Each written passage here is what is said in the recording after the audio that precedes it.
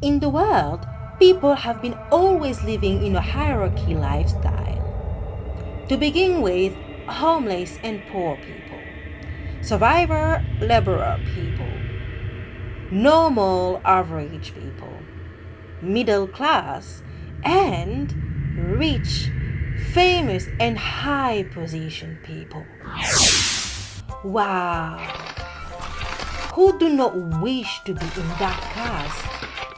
To be a celebrity, to be rich and famous.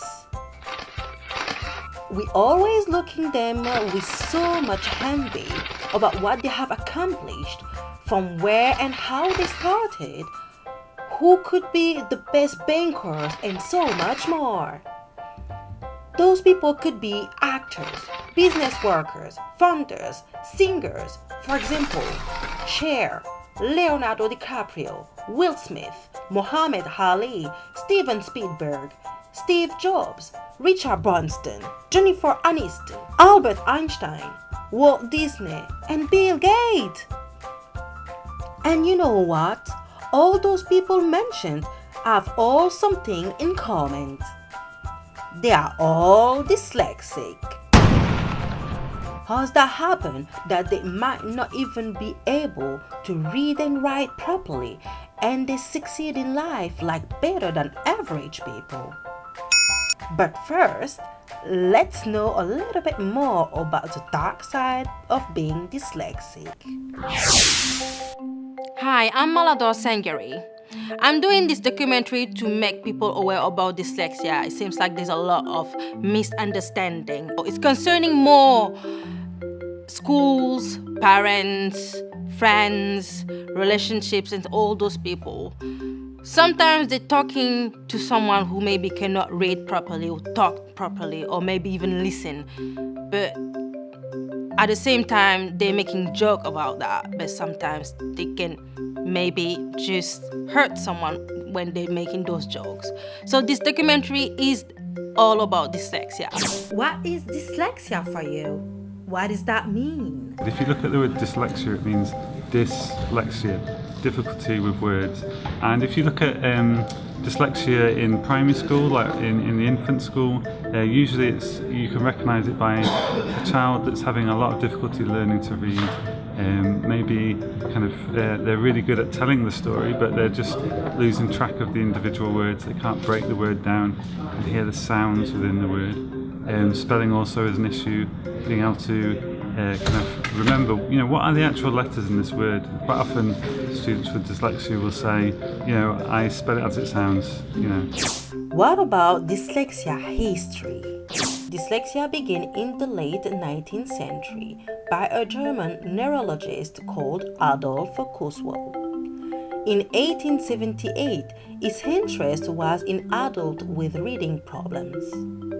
He noticed that several of his patients could not read properly and regularly used the word in the wrong order. To describe the difficulties, he introduced the term word blindness. In 1887, another German called Rudolf Berlin, who is an ophthalmologist. He was the first to use the word dyslexia in place of word blindness. The condition was described as dyslexia from the Greek meaning difficulties with words. Then in 1925, an American neurologist, Dr. Samuel T. Orton, proposed the first theory of how specific reading difficulty arose. It's only around the 90s that dyslexia started to be recognized and people started having some help. But before that, people have been degraded, mistreated, and their future lives were already written to be a poor and low-class average workers or a laborers. Dyslexic people are one of the most bullied and degraded disabled in the world. We can even say that it is in part of their second nature. Degradation and humiliation, this is something very, very, very common on dyslexic people. And I've been through a lot. I've got also that I got someone who said that I don't want you to keep going to be friends with Malador because I'm scared that you going to fail your semester or your semester or your school, because honestly she doesn't have good grades. We don't know if she's going to go far. We don't know if she's going to succeed in life. So, but we want you to succeed in life. So it would be much better to you to stay with someone who has good grades, who are more concentrated to be in school and in class. So yeah, I got a lot of things like this. You have been bullied in high school a little bit. You know, people would call him thick and call him dumb, and would make fun. I don't think they knew it was I don't think they knew it was dyslexia. They just knew he struggled, and to them that made him a target. Now, we went to the same school, so where I could, I was very protective, I like to think. I tried my best. But he was picked on because he struggled, and he was picked on because he wasn't as capable as some of the other students. Like I just said, it kind of made him a target. Read something out of a newspaper that I found really interesting, but because I was interested in it and maybe excited about it, I was trying to read it but kept stopping in between the sentence and not really making a full lot of sense, and then I tried to reread it again, and I was reading this out to my husband at the time, and he was like, no, just stop, I'll read it myself, don't bother reading it, you thick. And it really stuck with me, and it's taken, and I still think of myself now as being thick, and that so many umpteen years that we were together, and I just always remember that. I think, you married me for me, and you knew how I was, and that was always something that I personally felt quite sort of taken back by, really, that he knew, and it hurt me. It was like a personal dig, no, don't bother speaking to me, don't read out, as if I was two, you thick, I'll read it myself. At school, even though I went to a private school, I was always left behind. But when it came to conversation or answering the questions, I was always the first one. But when it came to they always used to tell my dad that she's lazy, she doesn't engage, but the moment a question is, two things doesn't match with Taslima. A conversation, debate class, she does really well, but when it comes to reading, writing, she's very lazy, she's not very intelligent. It always pops up. Oh. Why you're a slow reader? You thick? You're stupid? Yeah? Why can't you pick these things up fast? Are you sort of like, B-list? You're not in the A-list. You must be in the B-list because you can't really pick things up fast. And you're always left with, well, maybe I am. Maybe I'm not just bright enough or something like that. And so you accept that kind of argument. I mean, like that kind of. I just accept that I'm not good with words. I'm not good with. No, not good with words. I'm not good at processing words. Yeah. My brother could read perfectly well even before he went to school. He could read out of they used to read the Observer newspaper, and they used to read fluently from it before he went to school. So he could read anything, and he'd always be asking what the big words meant. So when I came along, I was sort of like, a total zero. Even after I'd gone to school, my first teacher, who I remember, was a friend of my mother's, and she tried to show that she was a really good teacher, and she got really angry with me because I wouldn't pick it up, and I just couldn't process it. So she got really frustrated and ended up screaming and shouting at me because I couldn't read simple things, and she was like really hostile, frightened the life out of me, ended up crying and all these things. So those are my earliest experiences of school. Oh, school. Yeah. Oh my God. And the pressure with my brother being so good with words. Because I have more in anger about the teachers. you teachers, if you're watching this, for me, it's very important.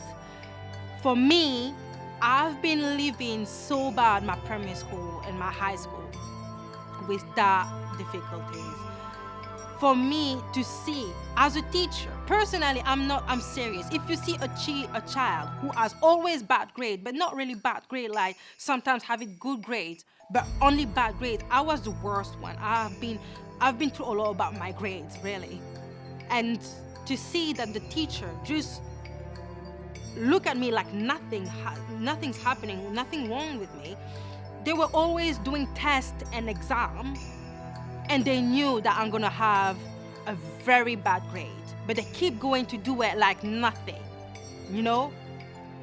And they never thought, ever, I'm sorry to say that, with the good, how they pay, for me, a teacher, especially in Switzerland, they're well paid for what they're doing. They never got the strength, or they never think or never thought that maybe this person has something. She's maybe dyslexic, yeah, there's something wrong with her. You know, there's some things that we can help her. Maybe she should get tested or something. They never did that, ever. They let me that way. They let me suffering. The way that I was suffering, it was beyond, for the fact that it was so much that I even leave myself being dyslexic. I've been lived myself like, yeah, I will never get. I own it, that the fact that I wasn't intelligent. I own it, the fact that I was useless in school. I own the fact that I was nothing in school. I own the fact that people can keep going to degrade me and to bully me in school, in primary school. I accept that. But for the teachers to let me that way, this is unforgettable and unacceptable. This primary school destroyed me so much. I cannot even tell how bad it was. It was really bad, and I will never forget that. The most tragic story of one of the interviewees. She was so determined to get involved in this documentary and share her story. But she really wanted to stay anonymous. I did all my studies in Zurich, and I just want to add something about my situation about being dyslexic. People must be aware about the fact that dyslexia is not recognized as well like in England or America. There are a lot of countries in Asia, Africa, or even in Europe. They don't take seriously dyslexia, or even worse, they don't care about it or ignore it. So students who come from to those areas, they are most of the time mistreated, and I'm coming from that, sorry. I was so bad in school that my parents used to beat me at least every week because I was so bad in school. Sorry. So students who come from to those areas, they are most of the time mistreated, and I'm coming from that. I was so bad in school that my parents used to beat me. Sorry. At least every week because I was so bad in school, and I'm not the only one. For me to say that in this documentary is very important and relevant because there are a lot of dyslexic kids like me out there. They are suffering and mistreated by their parents because they think they stupid, dumb, or not intelligent. Because they think that beating them is the only solution, you know, but it's the worst one. My parents were beating me so much and insulting me so much. I felt like the rubbish kid in my family and in my school too. I want to make people aware about this, especially the teacher who most of the time don't even realize that when they don't even care about giving bad grade to some students, some parents have no mercy to beat them, you know. and I have been beaten from the age of I think 5 until 16 with belt, electric thread, shoes, and many other. It was awful. I still am having some scares, and psychologically I feel destroyed. Because of my dyslexia, I will never forgive the teacher who let me suffering all in my entire life because of that. They could save me at this moment rather than ignore it. Knowing that they are well paid about what they're doing, comparing to other countries. Finally, the incredible benefit of being dyslexic. The dark aspects of dyslexia are one of the first things that we can notice as a disability. When we asked some people what dyslexia meant to them, they mentioned things such as going through difficulties in reading, writing, listening, and many others. In fact, some might say it's like judging a book from its cover. One of the less noticeable aspects on dyslexia as a disability is that they can have quite a lot of advantages. That is why most of the time people who know about it or have come across the disability see it as a gift. Dyslexia is an incredible gift that not even the majority of the people have, which makes them in turn quite unique, authentic, and almost supernatural as a person who suffers with the disability. For example, includes people who are dyslexic. They can be great as visual thinkers, and they have a tendency to think in pictures almost all the time. That is why we can always say that they are dreamers, because when they have the ability to manifest those dreams, they have the power to always invent and create new ideas and concepts within their brains. So most of the times I personally notice some of them may always carry a notebook within their pockets or bags and write down all the ideas that they can come up with within a short space of time, and they usually come up with very good ideas and solutions as well. In addition, most of the times they can also think outside the box, and they think laterally, which is extraordinary for one person to go through, almost like having a mini battle within themselves and their mind. Also, I think that the ability of becoming a good thinker can thus bring them the ability to become a fast problem solver. Thus we can say that people who suffer with this disability are in fact presented with an extraordinary gift, and they can progress onto excellent troubleshooters on business companies, ideas and concepts, things like that. Also, they have a little bit of clairvoyance towards them, as they can sometimes behave like psychic figures. They are very intuitive, and they can even read people's auras, whether they have these people bring like either positive or negative energy, as some people do in fact have dyslexia can sometimes describe them as people's aura. Therefore, we can say that they are the type of people who can be the only ones to perceive the negative sides of a person much faster, wherein others may have difficulties doing so. Also, mistakes made by high positions can only be seen by them, as they will be the only ones to point out the mistake at a much faster rate. But of course, most of the time they might not say anything, as this in turn can put them in very vulnerable positions within their personal and social lives, and within the workplace as well, because nobody is therefore going to believe them or defend them. In turn, another main advantage that most of the dyslexic people can have is that they can be very creative. Most of them are employed as designers or artists, actors, chefs, engineers, even scientists can be dyslexic.